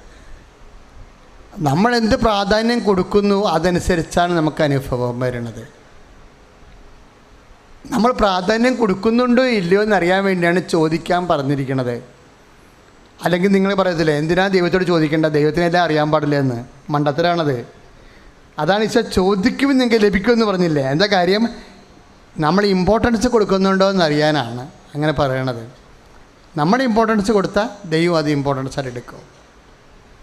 അപ്പം ഇങ്ങനെയൊക്കെ ഉള്ള രോഗങ്ങൾ ഇനി അച്ഛൻ എവിടെയെങ്കിലും മിസ് ചെയ്തിട്ടുണ്ടെങ്കിൽ, ഏതെങ്കിലും രോഗങ്ങൾ മിസ് ചെയ്തിട്ടുണ്ടെങ്കിൽ അത് ശരീരത്തിൽ ഇങ്ങനെ ചൊറിഞ്ഞു പൊട്ടൽ, അവന് വിസർപ്പ രോഗങ്ങൾ അതൊക്കെയാണ് പ്രാർത്ഥിക്കാൻ പോണത്. പിന്നെ വേരിക്കോസിൻ്റെ അസുഖമുള്ളവർ അത് പ്രാർത്ഥിക്കാം. കുറേ വേരിക്കോസുകാരെ അമ്മ തറയെ സുഖപ്പെടുത്തി സാക്ഷ്യം പറയിപ്പിച്ചിട്ടുണ്ട്. അപ്പം ഇങ്ങനെയുള്ള വ്യത്യസ്തങ്ങളായ രോഗങ്ങളുള്ളവർ ഇപ്പം ചെയ്യേണ്ടത് കൈ സ്വസ്തികയായിട്ട് വെക്കണം. ഇങ്ങനെ പ്രാർത്ഥിക്കുക. കർത്താവായ ദൈവമേ, എൻ്റെ ശരീരമാസകലം ഞാൻ അനുഭവിക്കുന്ന സർവ്വരോഗങ്ങളും വിശുദ്ധ രക്തത്താൽ തളിക്കണമേ. ദിവ്യകൃപാനയുടെ ശക്തിയാൽ ഈശോയുടെ നാമത്തിൽ ഞാൻ പൂർണ്ണമായി സൗഖ്യം പ്രാപിക്കട്ടെ. എന്നോട് പ്രാർത്ഥനാ സഹായം ആവശ്യപ്പെട്ടവരും സൗഖ്യം പ്രാപിക്കട്ടെ. ഹല്ലേലൂയ.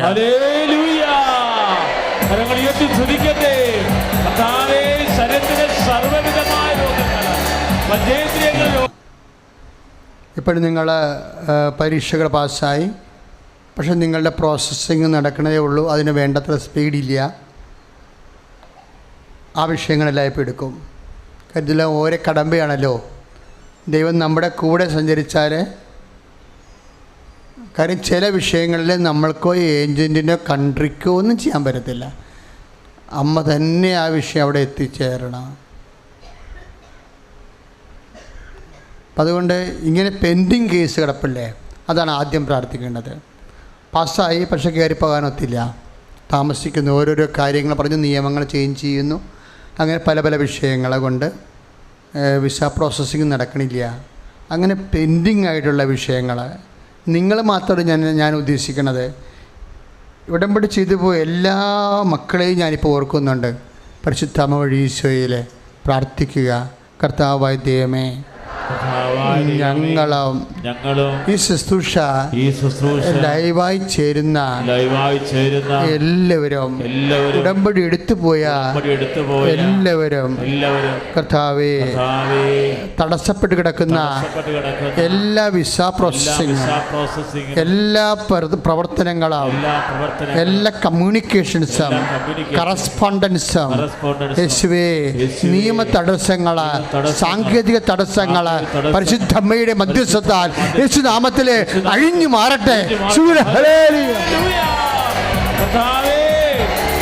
സംബന്ധമായ വിഷയങ്ങൾ, വിദേശത്ത് ജോലി ചെയ്യുന്നവരുടെ പ്രശ്നങ്ങൾ, ഇപ്പോൾ ശുശ്രൂഷ കണ്ട് പ്രാർത്ഥിച്ച് നിയോഗം സമർപ്പിക്കുന്നവരുടെ നിയോഗങ്ങൾ കർത്താവേ അത്ഭുതകരമായി ഇടപെടണമേ.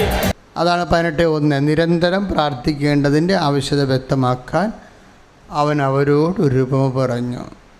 അപ്പോൾ ഞാൻ കഴിഞ്ഞ മാസം ഡേറ്റ് ഇട്ടതാണെന്ന് പറയരുത്. ഇപ്പം നീ ഡേറ്റ് ഇടുക. വിവാഹം താമസിക്കുന്നുണ്ടെങ്കിൽ ഇപ്പോൾ ഡേറ്റ് ഇടുക. മക്കളെ കിട്ടാൻ താമസിക്കുന്നുണ്ടെങ്കിൽ നീ ഇപ്പോൾ ഡേറ്റ് ഇടുക.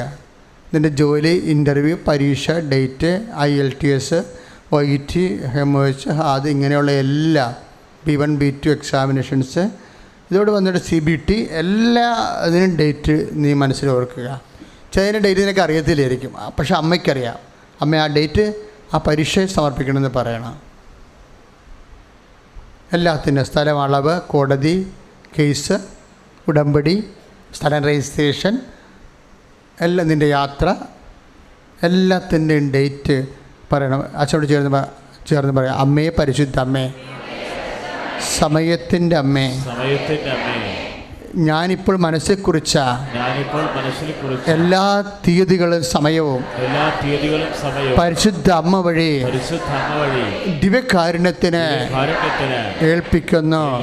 അല്പസമയം കഴിയുമ്പോൾ നിങ്ങൾ സന്തോഷിക്കാം എന്നരുളി ചെയ്ത കർത്താവേ, പിന്നീട് ഒന്നും അങ്ങയോട് ചോദിക്കേണ്ടാത്ത, ആവശ്യമില്ലാത്തതുപോലെ എല്ലാ മേഖലകളിലും അഭിഷേകവും അനുഗ്രഹവും പ്രാപിക്കുവാൻ ഇടയാക്കണമേ. ശ്രുതികട്ടെ. ഹല്ലേലൂയ, ഹല്ലേലൂയ, ഹല്ലേലൂയ, കർത്താവേ, ഇപ്പോൾ തീയതി കുറിച്ച് പ്രാർത്ഥിക്കുന്ന മക്കള് കർത്താവേ, അവരുടെ ഏറ്റിന്റെ മേൽ കൃപ ചൊരിയണമേ. അവർ ഏത് നിയോഗത്തിന് വേണ്ടി പ്രാർത്ഥിച്ചോ ആ നിയോഗങ്ങളുടെ മേൽ ദിവ്യകാരുണ്യത്തിന്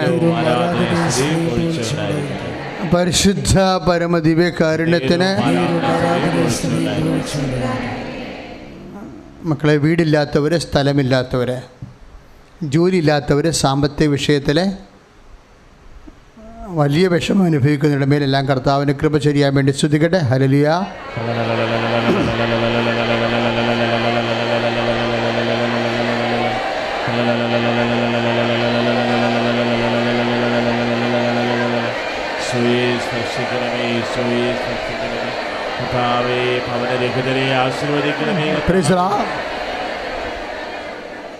മക്കളുടെ പഠന വൈകല്യമുള്ളവർ, ഓട്ടിസമുള്ള മക്കൾ, പിന്നെ ഒരു കുഴപ്പമില്ല, പക്ഷേ പഠന വൈകല്യമാണ്. ഈ കുത്തിയിരുന്ന് പഠിക്കത്തില്ല, പഠിക്കണം മനസ്സിലാവത്തില്ല, ഭയങ്കര മാർക്ക് കുറവാണ്. എപ്പോഴും നമ്മൾ ടീച്ചറെ വിളിച്ചിട്ട് ക്ലാസ്സിൽ പോകാനേ നമുക്ക് നേരെയുള്ളൂ. നമുക്ക് പേടിയാണ് അവൻ്റെ റിസൾട്ട് കിട്ടുമ്പോൾ, കാർഡ് കിട്ടുമ്പോൾ. അങ്ങനെ കുഞ്ഞുങ്ങളെ സമർപ്പിച്ച് പ്രാർത്ഥിക്കേണ്ട സമയമാണിത്. പിന്നെ നമ്മുടെ മക്കൾ ഏതെങ്കിലും വഴിപ്പിശകിൽ തെറ്റായ ബന്ധങ്ങളിൽ പോയി ചാടി എപ്പോഴും മൊബൈലും ഭ്രാന്തി പിടിച്ച പോലെ നടക്കുന്ന കുറേ കുടുംബങ്ങൾ സങ്കടപ്പെട്ട് ജീവിക്കുന്നുണ്ട്. അവരെല്ലാം പരിശുദ്ധ അമ്മയല്ലേ മക്കളുടെ അമ്മ.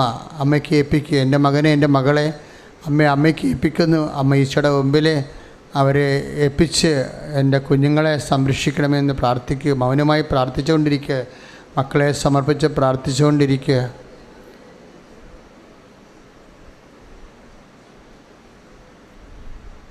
ഓരോരോ തരത്തിൽ വേദന അനുഭവിക്കുന്നവർ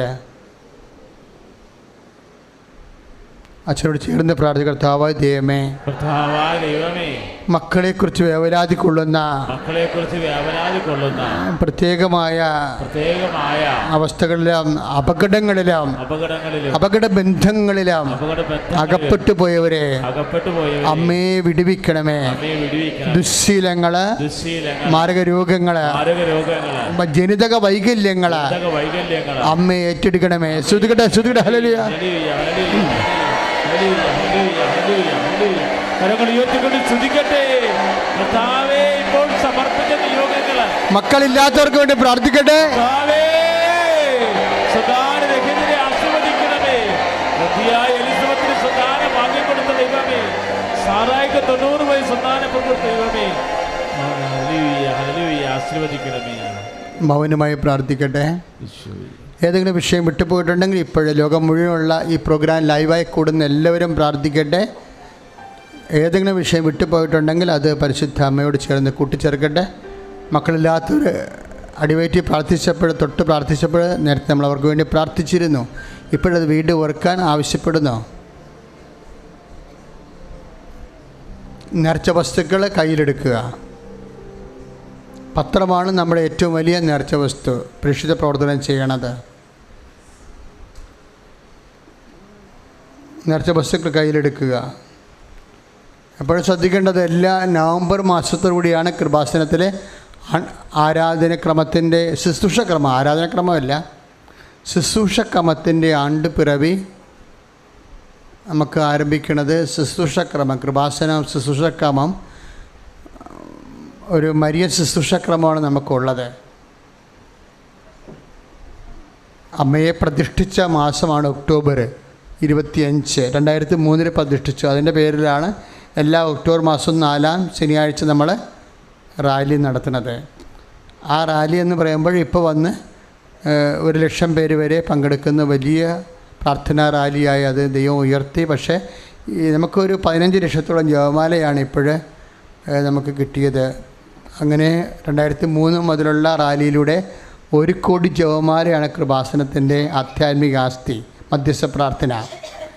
അതിൽ നിന്നാണ് ഈ ലൈറ്റക്കാൻ്റെ പേർ റിക്വസ്റ്റ് ഇത്രയും ശക്തമായ രീതിയിൽ വരണത്. ഇങ്ങനെ പുതിയ പുതിയ പ്രാർത്ഥന കാലത്തിനൊപ്പിച്ചുള്ള ദൈവജനത്തിൻ്റെ ആശ്വാസ നടപടികൾ വരണത് അതുകൊണ്ടാണ്. അതല്ല, ഈ ലൈറ്റക്കാൻ്റെ പേർ റിക്വസ്റ്റിൽ ഉള്ളൊരു ഗുണമെന്ന് പറയുന്നത്, ഇപ്പോൾ അക്രൈസ്തവ സഹോദരങ്ങൾക്ക് ഉടമ്പടി ചെയ്യാൻ അനുവാദമില്ല അല്ലേ? പിന്നെ അവർക്ക് ചെയ്യാവുന്നത് എന്താണ്? അവർക്ക് പരിചയമുള്ള ക്രൈസ്തവർക്ക് ഉടമ്പടി ചെയ്യാം. അപ്പോൾ അവർക്ക് അക്രൈസ്തവരുടെ ആവശ്യം ഒരു കാരുണ്യ പ്രവൃത്തി പോലെ മറ്റുള്ളവരുടെ പ്രാർത്ഥന ആവശ്യം കൂടി ക്രൈസ്തവർക്ക് എഴുതി ഉടമ്പടി ചെയ്യാവുന്നതാണ്. പക്ഷേ വിശുദ്ധിയോടെ ജീവിക്കണം, ആരുടെ പേരിൽ ആരുടമ്പടി ചെയ്താലും. പക്ഷേ അക്രൈസ്തവർക്ക് അങ്ങനെയുള്ള നിബന്ധന ഒന്നും ലൈറ്റക്കാൻ്റെ പേർ റിക്വസ്റ്റിനില്ല. ലൈറ്റക്കാൻ്റെ പേർ റിക്വസ്റ്റ് ഇപ്പോൾ ഭയങ്കര ആശ്വാസമായി. കാര്യം എന്താണ്? അക്രൈസ്തവർക്ക് ഉടമ്പടി ബ്ലോക്ക് ചെയ്തപ്പോൾ ലൈറ്റക്കാൻ്റെ പേർ റിക്വസ്റ്റിലൂടെ ഒത്തിരിയേറെ ആൾക്കാർ അമ്മയുടെ ആശ്വാസവും അനുഗ്രഹവും പ്രാപിക്കുന്നുണ്ട്. അപ്പോൾ അതിൻ്റെ സ്റ്റെപ്സ് എല്ലാം നിങ്ങൾ പത്രത്തിൽ നോക്കി മനസ്സിലാക്കിയാൽ മതി. ലൈറ്റക്കാൻ്റെ പേർ റിക്വസ്റ്റിൻ്റെ ആസ്തി എന്ന് പറയുന്നത് 2003 തൊട്ട് അർപ്പിച്ച 1 കോടി ജപമാലയാണ്. അതുകൊണ്ടാണ് നിരീശ്വരവാദികൾ തൊട്ടാൽ പോലും അവർക്ക് അനുഗ്രഹം കിട്ടും. കാര്യം അത് അവരുടെ വിശ്വാസത്തെ അടിസ്ഥാനപ്പെടുത്തിയല്ല, ലക്ഷക്കണക്കിന് മനുഷ്യരെ കാൽനൂറ്റാണ്ടായിട്ട് പ്രാർത്ഥിക്കുന്ന ഒരു 10-15 കൊല്ലം പ്രാർത്ഥിച്ച പ്രാർത്ഥനയുടെ ആസ്തിയിലാണ് അവർ പ്രാർത്ഥിക്കുന്നത്. അതുകൊണ്ടാണ് ഈ ഉടമ്പടി ഇരിക്കുന്നവർ വരെ പുതിയ കാര്യം ഉണ്ടായാൽ നമുക്ക് ഉടമ്പടി പുതുക്കണവരെ പിന്നെ കാത്തിരിക്കണ്ടേ. അതുകൊണ്ടാണ് അവരോട് പറയണത്, നിങ്ങൾ ലൈറ്റക്കാൻ്റെ പേർ റിക്വസ്റ്റ് ഇടാൻ പറയുന്ന കാര്യം. പുതിയ കാര്യം ഉണ്ടാകത്തില്ല ചിലപ്പോൾ 90. അപ്പോൾ അങ്ങനെ വരുമ്പോൾ ഉടനെ നിങ്ങൾ ചെയ്യേണ്ടത് ലൈറ്റക്കാൻഡിൽ പ്രയർ റിക്വസ്റ്റ് ഇടണം. അത് നമ്മുടെ കുഞ്ഞുങ്ങളെ കൊണ്ട് ചെയ്യിക്കാം. എല്ലാവർക്കും അറിയാം. അത് ഇപ്പോൾ നമ്മുടെ മക്കളെല്ലാം 6-ാം ക്ലാസ് 3-ാം ക്ലാസ് വരെ എല്ലാ ലൈറ്റക്കാൻഡിൽ പ്രയർ റിക്വസ്റ്റ് ഇടുന്നുണ്ട്. അത് അവർക്കെല്ലാം അറിയാം. അപ്പോൾ അതുകൊണ്ട് മുതിർന്നവർ ചിലപ്പോൾ അറിയാൻ പാടില്ലെങ്കിലും അവരോട് പറഞ്ഞ് ചെയ്യിച്ചാൽ മതി. എന്ത് ചെയ്യണമെന്ന് പറഞ്ഞു കൊടുത്താൽ അവർ ടിക്കറ്റ് ചെയ്യും. അത് ചെയ്ത് നോക്കുക. അപ്പോൾ കാര്യം അത് നമുക്ക് ഉറപ്പാണത്. കാര്യം അതിൻ്റെ അത്രയും വലിയ ഒരു ആധ്യാത്മിക യാതനാ പ്രാർത്ഥനയുടെ വിശ്വാസവും പ്രത്യാശയും സ്നേഹവും അല്ലേ അതിൽ നമുക്ക് ഇൻവെസ്റ്റ് ആയിരിക്കണത്. അത് പ്രയോജനപ്പെടുത്താൻ നോക്കണം. പിന്നെ എല്ലാ വർഷവും നവംബറിൽ ഇപ്പോൾ ഇവിടെ തന്നെയാണെങ്കിലും സ്റ്റാഫ് എല്ലാം ചേഞ്ച് ചെയ്യുകയാണ്, ഷിഫ്റ്റ് ചെയ്യുന്നത്. ആരും മാറ്റണില്ല, ഷിഫ്റ്റ് അതായത് നവംബർ തൊട്ടാണ് നമുക്ക് ഇങ്ങനെ ശുശ്രൂഷയുടെ ആണ്ടുപിറവി വരുന്നത്. എല്ലാ കൊല്ലം ഇതുപോലെ മാറ്റും. പുതിയ സ്റ്റാഫിന് ശുശ്രൂഷ പ്രവർത്തിക്കാൻ ആഗ്രഹമുണ്ടെങ്കിൽ നിങ്ങൾക്ക് ഓഫീസിൽ പേര് രജിസ്റ്റർ ചെയ്യാവുന്നതാണ്. പേര് രജിസ്റ്റർ ചെയ്ത സമയമാകുമ്പോൾ നിങ്ങളെ ശുശ്രൂഷയ്ക്ക് വിളിക്കുന്നതായിരിക്കും. നമുക്ക് ശുശ്രൂഷകർക്ക് തന്നെ ഏതാണ്ട് സാലറി അല്ല ഇവിടുന്ന് കൊടുക്കുന്നത്, സസ്റ്റിനൻസാണ് പ്രേക്ഷിതരുടെ. അത് തന്നെ ഒരു 8 ലക്ഷം രൂപയോളം ചിലവ് വരുന്നുണ്ട് നമുക്ക്. എൻ്റെ ഒരു ചെറിയൊരു സാമ്പത്തികം പറഞ്ഞതേ ഉള്ളൂ. പിന്നെ നമുക്കിത് റൺ ചെയ്ത് പോകണമെങ്കിൽ ഒരു മാസം ഒരു 10-20 ലക്ഷം രൂപ വേണം ഇത് റൺ ചെയ്ത് പോകുക. കാര്യം ഒരു ദിവസം നമുക്ക് ഇതിൻ്റെ സെപ്റ്റി ടാങ്ക് തന്നെ കാലിയാക്കണമെങ്കിൽ ഡെയിലി ചെയ്യേണ്ട വിഷയമാണത്. അത്രയും കാര്യം കൺജസ്റ്റഡ് നിൽക്കണ്ടേ, ഈ ആൾക്കാർ കൺജസ്റ്റഡ് അല്ലേ ഇപ്പം നിൽക്കണത്. അപ്പോൾ ഇത് തന്നെ എല്ലാ ദിവസവും വരണത്. അപ്പം അതുകൊണ്ട് നമുക്കിവിടുന്ന് പ്രാർത്ഥന ഷിഫ്റ്റ് ചെയ്യേണ്ടി വരും. അപ്പോൾ സ്ഥലം വിൽക്കാനുള്ളവരൊക്കെ കൃപാസനത്തിൽ വിറ്റ് കഴിയുമ്പോൾ ആ മാതാവിന് ഒരു സ്ഥലം ചെറുതായിട്ട് നിങ്ങൾക്ക് പറ്റണത് പോലെ ഓഫീസുമായി ബന്ധപ്പെട്ട് സഹായിക്കുന്ന കാര്യം. നമുക്ക് ഈ ധ്യാനം നടത്താൻ ഉടമ്പടി ഇവിടുന്ന് മാറത്തില്ല. കാര്യം മാതാവ് പ്രത്യക്ഷപ്പെടുക ഇവിടെയാണ്. പക്ഷേ പ്രെയർ നമുക്ക് മാറ്റാൻ പറ്റും, അടുത്തേക്ക് മാറ്റാം. മാതാവിൻ്റെ കൺവട്ടം തന്നെ വെക്കാൻ പറ്റും, അടുത്തെവിടെയെങ്കിലും മാറ്റാൻ പറ്റും. അപ്പം അതിനുള്ള പ്ലാനുണ്ട്. അപ്പം സ്ഥലമൊക്കെ വിൽക്കാനുള്ളവർ മാതാവിനോട് നേർച്ച നേരാവുന്നതാണ്. പിന്നെ നമ്മൾ ശ്രദ്ധിക്കേണ്ടത് ഉടമ്പടി വെറും ജസ്റ്റ് 90 ദിവസമേ ഉടമ്പടിയുള്ളൂ. ജീവിതകാലം മുഴുവൻ ഉടമ്പടിയില്ല. അത് സമയമുള്ളവരങ്ങനെ ചെയ്യണതാ. അവർക്ക് സമയമുണ്ട്, സമ്പത്തും ഉള്ളതുകൊണ്ട് അവരങ്ങനെ ചെയ്യണതാണ്. 90 ദിവസമേ ഉടമ്പടി നിയമപ്രകാരം ഉള്ളൂ. പഴയ നിയമത്തെ വാഗ്ദാനപ്പെടുന്ന പ്രാർത്ഥന 90 ദിവസമാണ്. ഒബേദ് ഹെറോദിൻ്റെ വീട്ടിൽ വാഗ്ദാനപ്പെട ഇരുന്ന് അനുഗ്രഹം പുറപ്പെടുവിച്ചത് 90 ദിവസമാണ്. എലിസബത്തിൻ്റെ വീട്ടിൽ അമ്മ സന്ദർശിക്കാൻ ചെന്നത് 90 ദിവസമാണ്. അതാണ് അനുഗ്രഹത്തിൻ്റെ ദിവസം. 90 ദിവസം ആകുമ്പോൾ ഒറ്റ പ്രാവശ്യം പുതുക്കി വേണമെങ്കിൽ നമുക്ക് ഉടമ്പടി സ്റ്റോപ്പ് ചെയ്യാവുന്നതാണ്. പിന്നെ നിങ്ങൾക്ക് സമയമുണ്ട്, നാട്ടിലുണ്ട്, സൗകര്യമൊക്കെ ഉണ്ടെന്നുണ്ടെങ്കിൽ നിങ്ങൾക്ക് ചിലർ അത് കണ്ടിന്യൂ ചെയ്യുന്നുണ്ട്. എന്താ അവർ ചെയ്യണമെന്ന് വെച്ചാൽ അവർ സാക്ഷ്യം പറഞ്ഞതിന് ശേഷം അല്ലെങ്കിൽ ചിലരുടെ സംഭവം നടക്കും. 2 നടന്നു കഴിയുമ്പോൾ ആ 2 മാറ്റിയിട്ട് അവർ വേറെ 2 കൂടി ചേർത്തിട്ടാണ് അവർ പുതുക്കണത്. 2 നടന്നു കഴിയുമ്പോൾ അവർ 2 മാറ്റിയിട്ട് വേറെ 2 4 മാറ്റണവരുണ്ട്, 5 മാറ്റിയിട്ട് വേറെ 5 വെക്കണവരുണ്ട്. അങ്ങനെയുള്ളവരാണ് പുതുക്കണം. പക്ഷേ പുതുക്കുമ്പോൾ ശ്രദ്ധിക്കേണ്ട കാര്യം, ഈ 1-ാം ഘട്ടവും 2-ാം ഘട്ടവും പുതുക്കുന്നതിന് കുഴപ്പമില്ല. പക്ഷെ 3-ാം ഘട്ടം പുതുക്കി തരത്തില്ല. കാരണം 3-ാം ഘട്ടം പുതുക്കുമ്പോൾ സാക്ഷ്യം എഴുതി കൊടുത്തിരിക്കണം.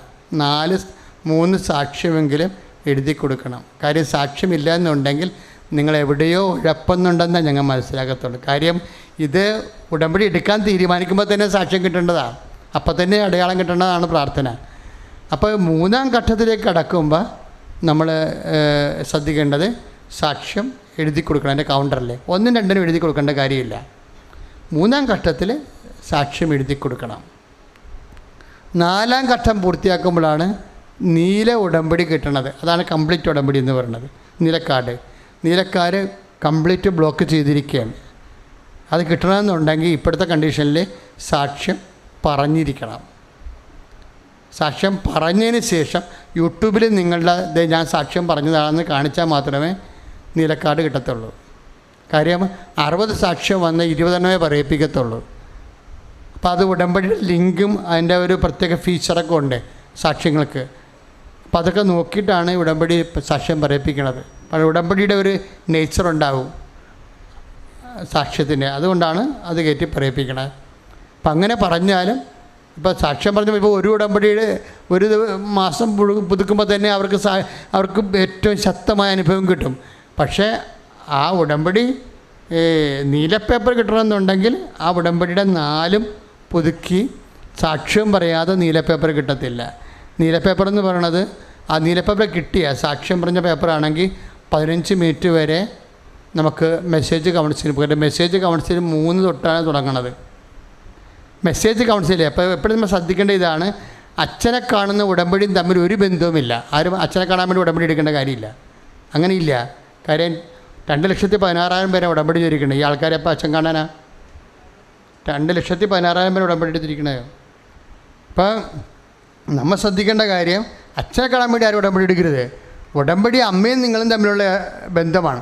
ഈ സാക്ഷ്യം പറയുന്ന 95% പേരും എന്നെ കണ്ടവരല്ല. അപ്പം നിങ്ങൾ കറക്റ്റാണെങ്കിൽ അമ്മയാണ് ഈ വിഷയം ചെയ്യണം. ദൈവവും നിങ്ങളും തമ്മിലുള്ള ഏർപ്പാടല്ലേ.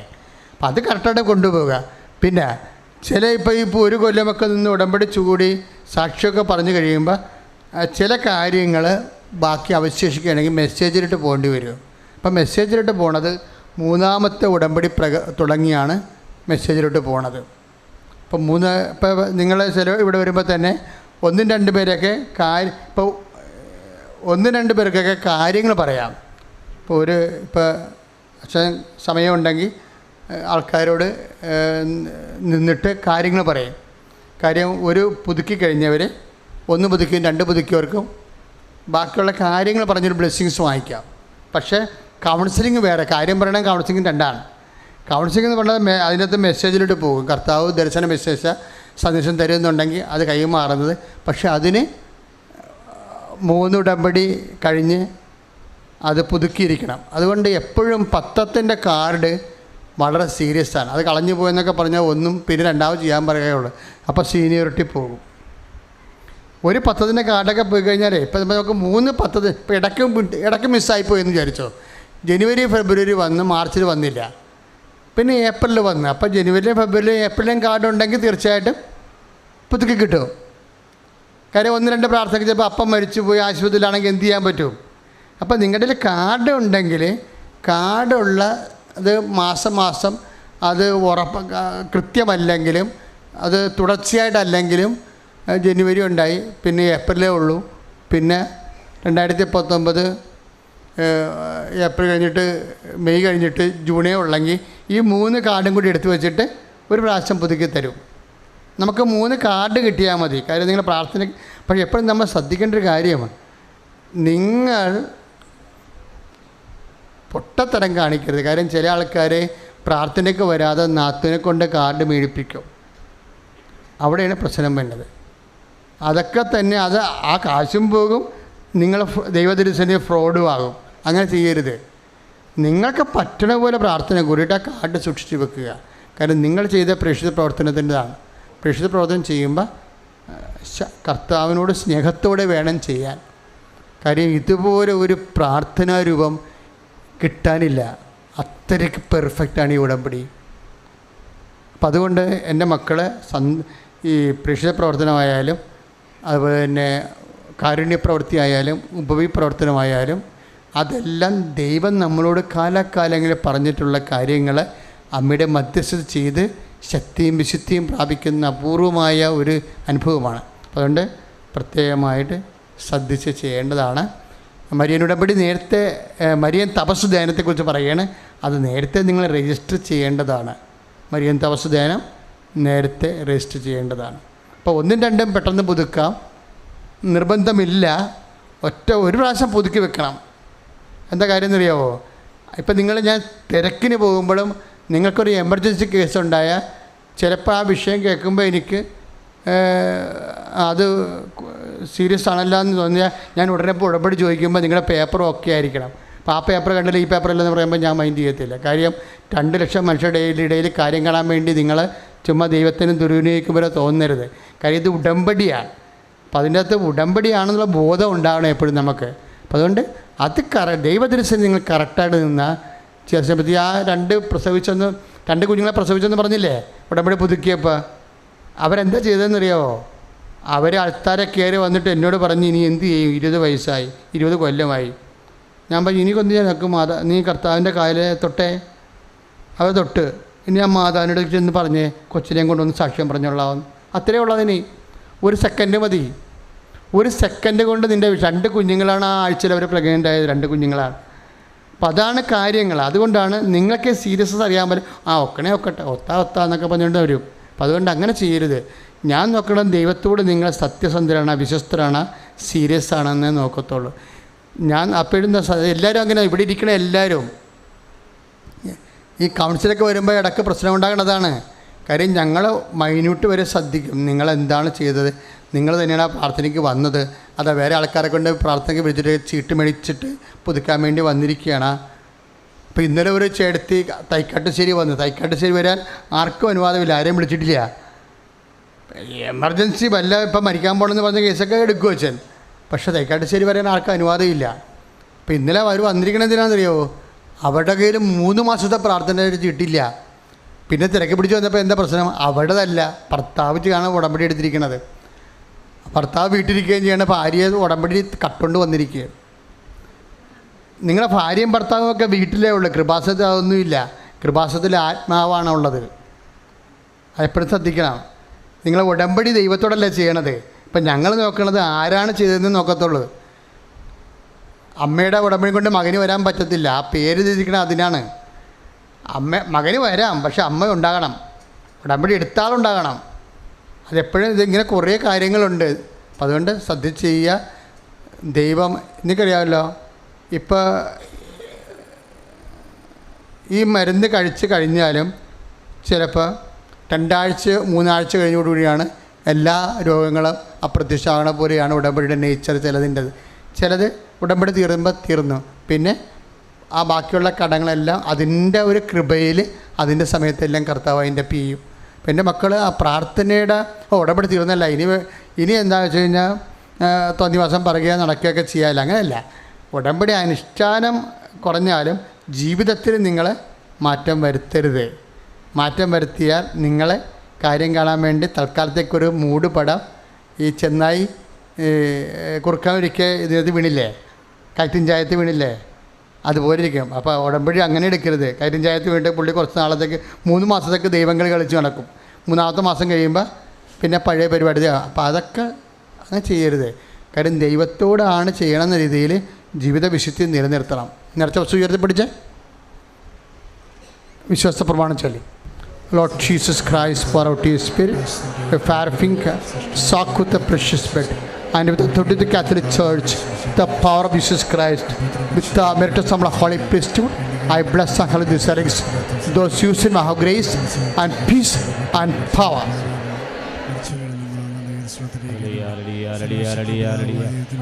ഉയർത്തിപ്പിടി സ്തുതിക്കട്ടെ. ഹല്ലേലൂയ, ഹല്ലേലൂയ. കർത്താവ് നിങ്ങളെ ആശീർവദിക്കാൻ പോവുകയാണ്.